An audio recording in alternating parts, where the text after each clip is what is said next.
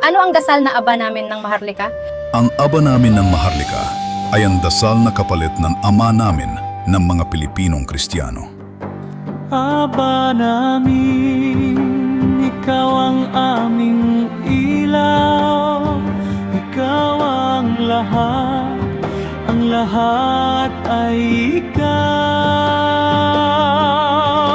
Naway magkaisa ang ating layon at isipan, patungo sa tamang daan.